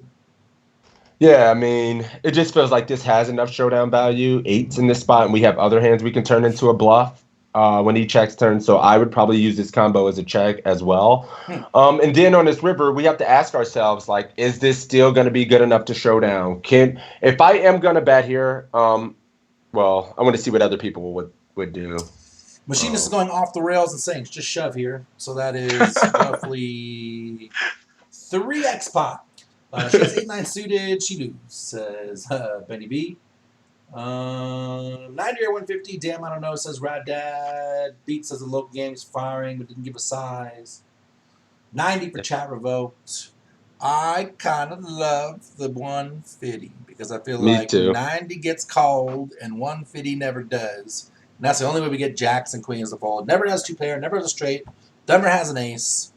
So I'm just going to bet the ever-living flying fuck out of it. And I don't know that we have showdown value either with pocket eights. There's a 3-bet pot. Like, they've got all the stuff we're already beating. Cool. Which is like some suited connector stuff, which we block a little bit of. And then they have a lot of jacks and queens and shit like that. So at this point, we're trying to make a very, like, I think his range, like some of the strongest hands he might have are like king, queen, king, jack, queens, and jacks, right? Yep. Is that pretty fair? Yep. And then some occasional random jack tens that didn't bet, didn't see bat or stab, and then queen tens and things like that. And then the range of hands that we're beating from the small blind at this point tend to be some of the underpairs. Yep. And I think at this point his underpairs would be flatting more have stabbed. Well, I think his underpairs would have stabbed flop and just took their one and done because, or if they did check, we're beating those and folding anyway. I feel like we have to turn this hand into a bluff. I do too. Jellyfish says she's only folding queens and jacks, but why would she not bet the turn with those? Fair question. I mean, we could have got there. I mean, what are we repping pretty much? We're repping like queen, jack suited. We're repping the same exact thing. King, queen, queens, jacks, queen same 10, range, right? You know, I mean, maybe king 10, and then we're repping queen, jack suited. We're repping like king. We don't have king 6, king 10, queen 10, queen jack. I mean, queen jack and like king 10 suited or king 10. Yep. But checks back twice. Other than that kind of stuff, a set bets turn. Yeah, I mean, I still feel like he's so capped, and we can still have some queen jack suited, and I think he's betting that. Mm-hmm. I kind of want to turn my hand into a bluff, man. I agree. What is Drew saying about it? Drew had to take off earlier, Casper. He had to go play $1 million tournament. Yeah. Fuck, man. I kind of want to turn my hand into a bluff to big polarized. Are we so polarized here with such a thin value range that he finds some hero calls with king, queen? because he Oh, blocks I'm not Queen really Jack. targeting King Queen. I don't think they fold as played because they only lose to King 10 and Queen Jack, right? At this point, the way the Sam was played. Yeah. All right. Overbet Bluffskis. I think I'm with you. All right, let's We do going it. to do it together? Or is this, All where right, you, I'm this is where you're gonna sorry. fucking pump fake me and check, you son of a bitch. This is where you level me back. Got his ass. No, I honestly, Dr. AJ says bet 90. It's check showdown. Fill out an application to the butcher block after butchering this hand. I think this hand was played pretty fine, I mean, I got to a be bunch of honest. tens on my screen. I don't know what this guy's talking about. Yeah, I mean, I got a 5 on the turn, but I I see a got a bunch five of on the turn too. 150 it is. Let's do it. I don't care. Me Let's do too. it. Let's Can't do take it. it. All right, muting everything, boys. Pah! In this situation, 9. I think it's very important that we bet. In terms of hand strength here, we're pretty close to the old bottom of range, having a pair of 8s on this board. And it's a spot where we can definitely get some better hands to fold by betting. Queens are probably going to fold. Jacks are probably going to fold if we put a large enough bet out there. So 30 is not the size to get the job done. That's going to get the crying call. Look up for the pot odds. But 90 is certainly going to get the job done. 150 would also get the job done, but it's a bit excessive and unnecessary and may arouse a little bit of suspicion from Miss Christina. So we just opt to go with 90, and she snap folds. So we minimized our risk by maximizing our information and minimizing the amount of barrels that we put into the pot with our basically pure bluff. If you really think about the range of hands she's going to have. And successful hand, well played. So welcome to the table, and welcome to our stack, next 216 chips. That's BetOnDrew@VokesCoaching.com. Hope you enjoyed the quiz and the winner too, and I look forward to seeing you in the next one. I like this Evans quizzes, man. He's a funny guy. Yeah, hey, and welcome to my stack. Yeah, and so here the point was is betting was good, sizing was the problem. But the bet was absolutely good. I kind of felt like I said that as well. Like, I don't know, man. Like, it feels so polarizing that maybe alarm bells would start going up. Like, all right, if I have a queen in my hand, I'm blocking. If he has like queen, king, queen, or something like that he did uses a 3-bet bluff, he probably just snaps. You know, and some other hands like queens or kings or something. Yeah. I'm okay not doing good at NTTs online, but live cash is my bread and butter. I see you. He's a riot. He's a hoot. He's a All right. hoot. All right, my turn. Or did I pick that? You did, because it was cash games, and you know I'd pick that shit. Right. All right, let's do another one. All right. You know we're not sticking with the cash, so we'll switch back over to tournaments where we belong. I think we'll get one more, maybe two more in today, guys. What did we do? We did a Jonathan, we did a Matt, we did an Evan. I mean, is it Assassinato time? You never know what you're going to get, man. You're going to get either a 15, 20-minute quiz with 7-minute explanations, or they're kind of quick and funny. So, man.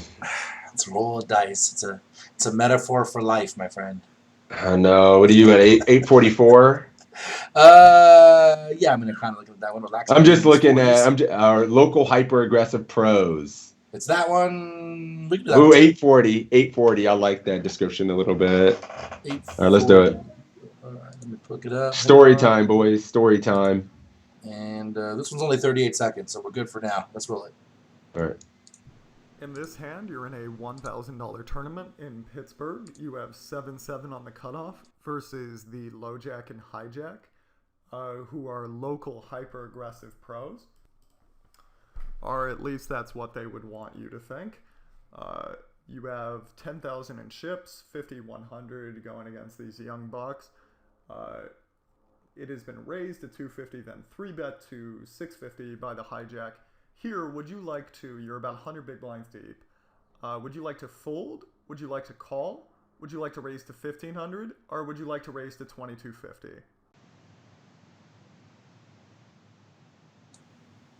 Well, All right, guys, get out there and let me know what you think. Pocket sevens facing a raise and a 3-bet. And we are 100 bigs deep. And I'm pretty sure that sixes has me muted right now.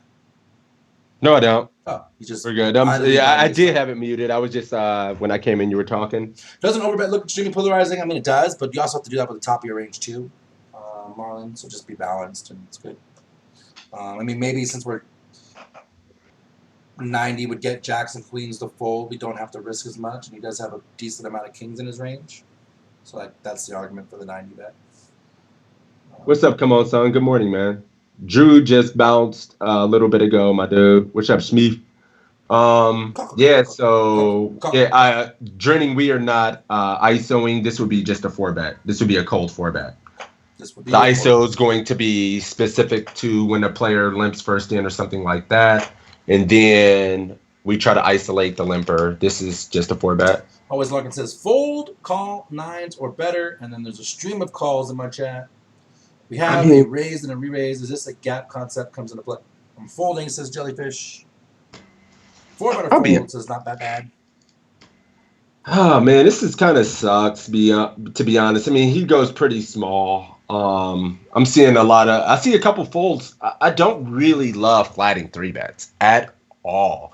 But if the guy goes too small for his 3-bet, like if he goes even 750, 800, obviously 4x we're folding. But for this price, it's a little enticing. These guys are hyper aggressive, wide ranges, and we could probably stack someone.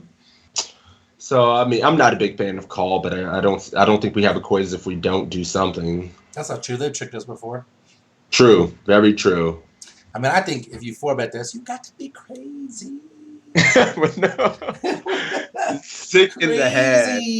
Savages. But we are getting exact awesome odds to call here in set mine. Why not? In position, I'm set mining. Cool. I mean, just because of this. If you flat everyone calls, that's cool. We're already multi-way. This hand's going to play pretty damn easy post. And we're pretty disguised, and we can stack motherfuckers. Hate flatting a 3-bet. We are just never at the top of, I don't know, man. But I guess we just do it 100 bigs deep. When he makes. But you said we're never at the top of our range if we flat here with a raise and a 3-bet? 100 bigs deep? What do you do with jacks here? Well, is jacks near the top? I mean, I'm thinking like. I mean, it's pretty close to the top. True. It's the top. It's the bottom of the top. That's why I picked it to throw you a loop. Yeah, I mean, it's subjective when we rank jacks, right? Sir Manifesto says, 4-bet, you're a young, enthusiastic Russian. All right, let's call. I'm calling. I don't know what you're doing. You going to toe army? And I'm calling. I would always call this. Machine Gun's going 2250. It's crazy. No. All right, let's do it. Whenever you have two guys in a pissing for distance war, and you have an image where people might not even believe that you are capable of an aggressive action, a cold 4-bet is just beautiful here. Now, if you were to have something like Jack 10 of spades, that could become a call just because that hand plays so well post-flop. Sevens are going to miss most boards.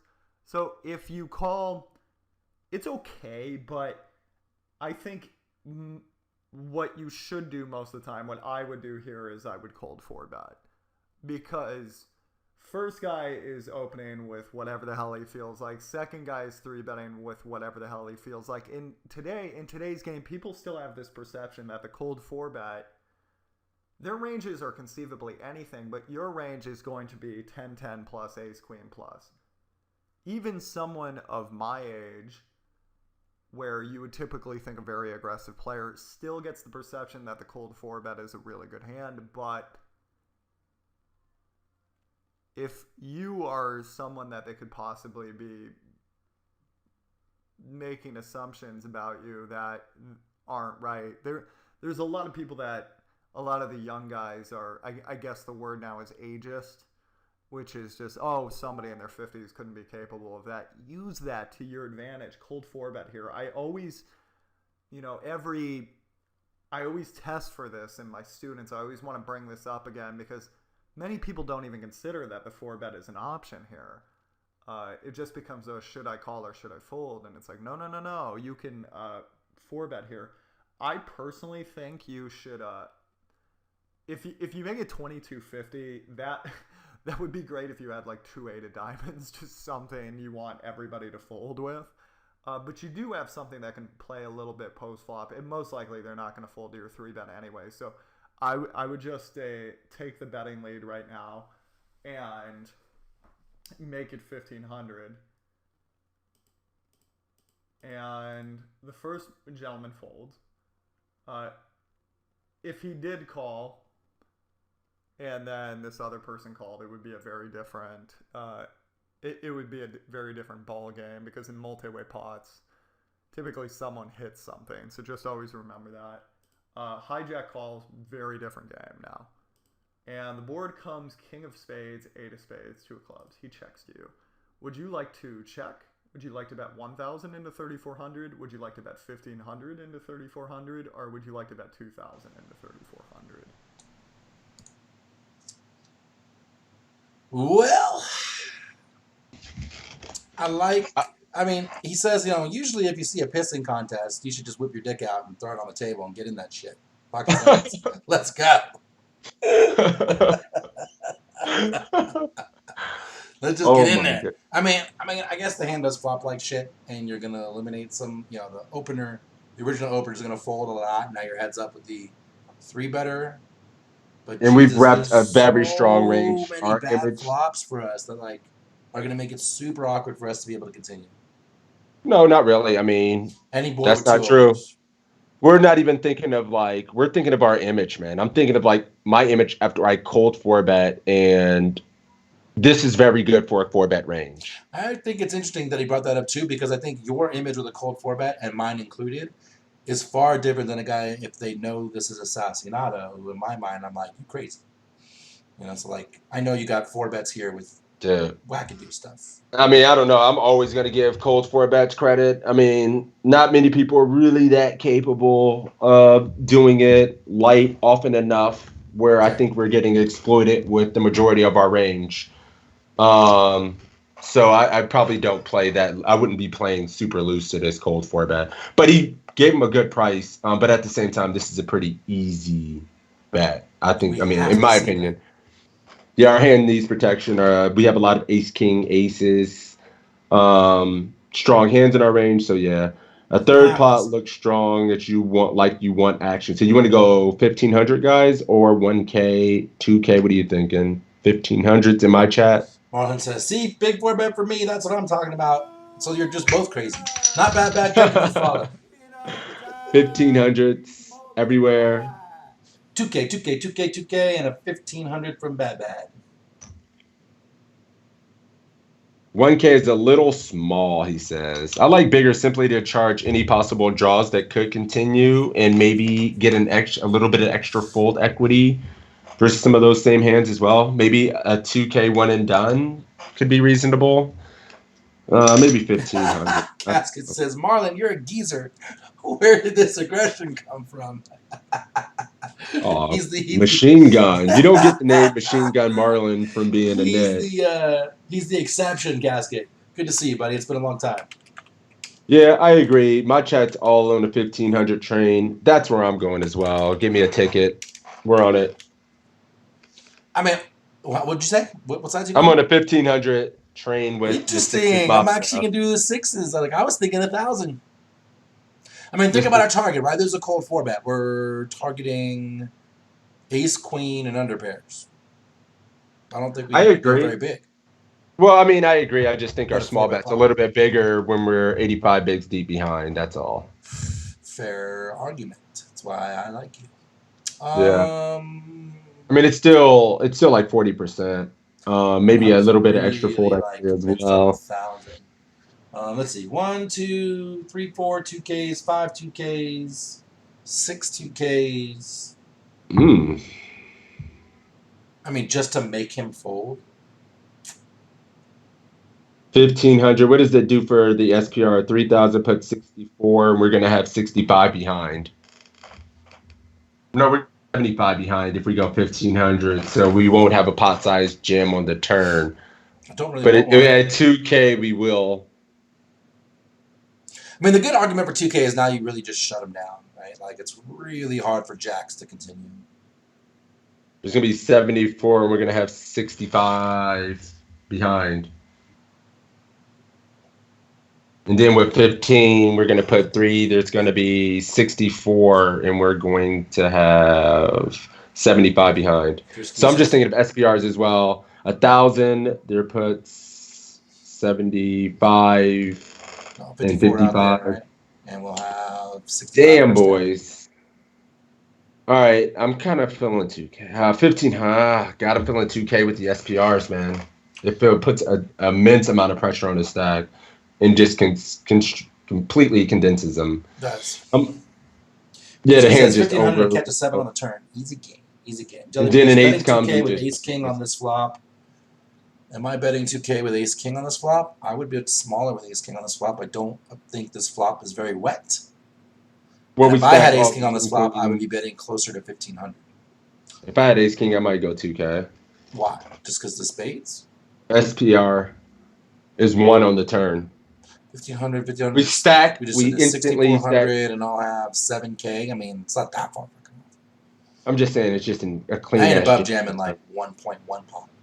1.2. Yeah, but they just feel more committed with certain, like some of the range when we go back. All right, we've been a long time on this spot. Let's do it. I'm going 1,500 with the Mafia. Fuck it. I like 2K though. I really liked 1K, but I'm gonna go 1,500 too because that's what I would do with ace king. Yeah. All right. Now, you'll see a lot of guys do a really good cold 4-bet, and then on this board, they'll, especially if they have the 7 of spades in their hand, I took that out because I didn't want this one to be very complicated. I wanted it to be about the fundamentals. But you'll see a lot of guys go, oh, I don't love that flop, I check back. And it's like, okay, now we're in. All right, if you're checking for pot control, trying to get to his showdown, you have to ask yourself, how often do I think the rest of the hand's going to go check, check, river, check, check? And if the answer is not that often, and you don't really want to field bets, it's not great. You probably would lead with a set of kings. You would lead with a set of eights. You would lead with aces. So you've really capped your range when you check there. A lot of those GTO guys, they have really finely tuned ranges, and they have, if you like wrestling, you could call them reversals or just plays they use on other streets that help balance that out. And you'll see many people watch that and they'll be like, hey, I have palpable loss aversion. I don't want to bet fold a pair. Why don't I just check like I saw this really great GTO pro do? And it's like, no. We're working with a guy who's very basic here. This is just basic hyper-aggressive maniac in a tournament. You're going to deal with 1,000 of them in your life. Hopefully, I really wish I was in my 40s or 50s when I was playing these guys because they probably wouldn't think I would be capable of this. But if you bet 1,500, it really looks like you want action. So that's probably what I would go with versus an overly fancy player, because then I think that's just going to fold out high cards. You're never going to fold out pairs anyway. They're just not capable of that. But he's going to have mostly high cards. So that's okay. You'll still turn a profit. And if he does call you, you're going to get the turn in river to see what happens. So one of the benefits of position. If you said 2,000 as well, I think that's great. That could look like I have aces and I'm not going anywhere. And I think that's, you're betting 2,000, win 3,400. So that only has to work, what's that, like 38% of the time. And he's going to have high cards 45, 50% of the time. So you're great there. 1,000, again, I feel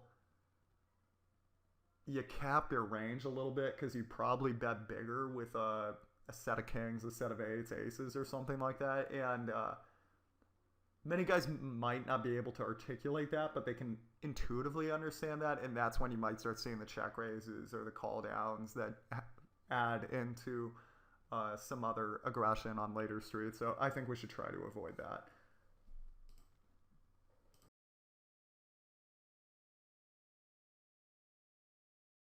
Sweet. What is this? I like it. Yeah. Toes got me muted. No, I got you. Cool. Um, That was good. yeah, totally cool. Sweet. But it is about 2 o'clock. I think I'm gonna have to get ready to wrap it up, spend some time because I got to come back tonight, and I'm doing a global stream tonight. So I'll be on the global streets tonight, What world boys. is this? I know. I'm gonna play some global poker tonight. I'm Is the home excited. game or the home series tonight good? I haven't seen it. I think it's a 110 turbo. I'll probably play that. I don't know. I don't know about the home games and stuff. I played the 218 ante up yesterday only because they hooked me up for the stream. Because right. I usually don't play that gimmicky bullshit. No, that's a fun. That's one of my favorite formats, man. Is I wish it? they would run more of the. I fucking love the ante-up tournaments. I wish they would run more. I of can't them. figure out how much like what my stack is. You know what I mean? Like, I get that we're supposed to call a lot more and all that stuff. I just like, wait, how many hands do I have? Like, I'm out in like 8 Antes, you hands. just count how many antes you have. Yeah, but when You you're start- multi-tabling, it's hard. yeah, you just know how many antes you have. But Yeah, but when you're multi-tabling, that's hard. True. So. I lost today. I'll just come out and say it like a man. I lost. I got beat like a dog. So I'll run the giveaway, boys. We'll do a $10 giveaway. It's a $33 40K today, by the way, on Global. What time? I mean, please tell me it's this evening. I can't start till like No, 7. it's this evening. 9:30 your time. Cool, that works. All right, yeah, we'll do that. Once again, thank you guys. If you are new here, you can hit exclamation point PC in my chat, Toe's chat, get access to the free quizzes. Also, the paid material and content is amazing. We just signed James Romero. Dude's just got 4.5 milli in live winnings. He's crushing it. He's playing 25K, so he's a great addition to the team. Obviously, we got Faraj Jaka, Lexi Gavin, Toe himself, Jonathan Little, Matt Affleck, Evan Jarvis, Tristan Wade. So yeah, I'm going to say you guys should check that out. 25 free quizzes, charts, unlimited amount of content, boys. So check that out if you can. Yeah, absolutely. Like I said, exclamation point PC in my chat, exclamation point PC in his chat for all that good stuff with all those good coaches. Also, I record all these, like we always say, I put them on the YouTube channel, so make sure you tune into that. If you have any questions for me, questions for Drew, questions for Sixes, let me know. I'll make sure that they get to those people and that they get answered. Appreciate all the love, the follows, the resubs, everything. And stay tuned next week. Coming back next week, noon Eastern, 9 a.m. Pacific, with another guest who y'all know and love. We'll let that little teaser. We'll have a little teaser out there. Put it out on Monday. Let you know who it is. Yeah, we got another guest lined up, and I think you guys will love him. He's a friend of mine and someone I'm looking forward to talking some poker with. But we'll make that announcement probably Sunday, Monday, or something like that, and get it out there. But yeah, thank you guys, whoever bouncing. And if you're not and you want to stick around, we're gonna do a giveaway, and we're going to kick it off probably to Drew. And let me give Toe a shout out in my chat real quick. Guys, make sure to give my buddy a follow, please. I was going to throw the host to Drew, but I forgot about the giveaway. Yeah, make sure you follow Crazy Six as well. Here's his link. Twitch.tv/crazy as a motherfucker. Sixes. Boom. Cool. There you go, guys. All right. And that's it. I'll throw you the host so you can send the giveaway, and I'll talk to you later, buddy. All right, man. Have a good day. I'll talk to you, man. See ya.